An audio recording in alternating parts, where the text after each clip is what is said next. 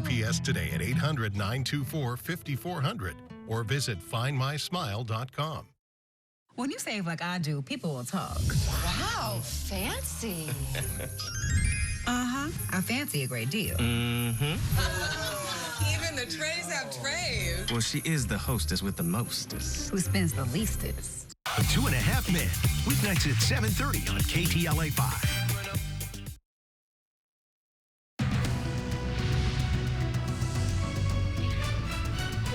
Now at 4, new details on the 10 freeway shutdown. The road could be reopened much sooner than originally thought. Good afternoon. This is the KTLA 5 News at 4. I'm Pedro Vera. And I'm Samantha Cortese. Weeks, not months. That's the message now from experts who say that stretch of the 10 damaged by fire may be repaired well before Christmas. That's good news. The work also be going on. It's going to be going on 24/7 to get it done as soon as possible. So let's get to KTLA 5 Sandra Mitchell live in downtown with all the details. Hey, Sandy.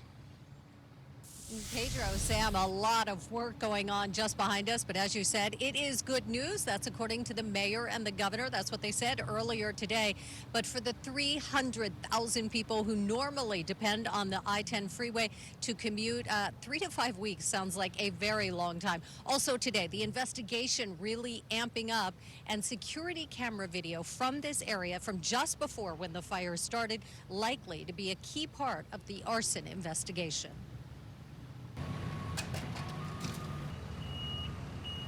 Big equipment, big progress. Angelinos, it's good news. Officials announcing today the 10 freeway in downtown LA damaged by a raging arson fire over the weekend will not have to be demolished and rebuilt. And it will allow us to reopen for traffic the I-10 in a matter of weeks. The estimate currently is 3 to 5 weeks. Crews now are focused on debris removal. 250 truckloads already taken from the scene, and they are shoring up the 100 concrete pillars that were scorched. At the same time, the arson investigation intensifies. CAL FIRE studying video from security cameras. The LA County DA toured the area today, and even without a suspect, they are preparing for possible prosecution. This is like any crime scene, right? You want to protect the evidence and you want to protect the integrity of the crime scene. The partial freeway closure from Alameda to East LA has caused traffic.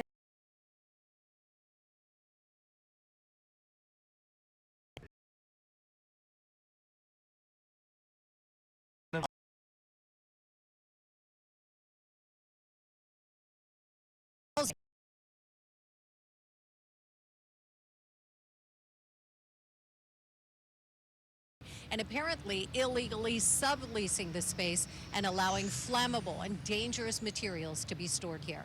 We're live in downtown LA. I'm Sandra Mitchell, KTLA 5 News. Sam and Pedro, back to you. All right, Sandra, an update from the ground, but now let's get a traffic update from up above with Gil Levis and Sky 5. Hi, Gil.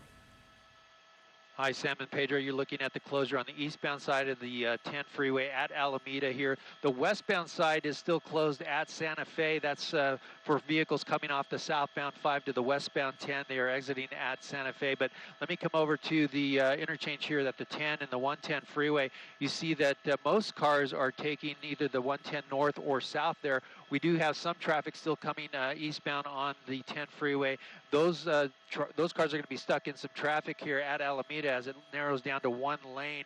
And to get back on the freeway, it's going to be another at least 20 minutes on surface streets to get back on past the burn area and back onto the towards the East LA interchange right now. But still, all traffic north of the freeway here is very heavy, traveling southbound on the 5, the 110, and the 101 freeway. That's the latest overhead up in Sky 5. I'll send it back to you in the studio.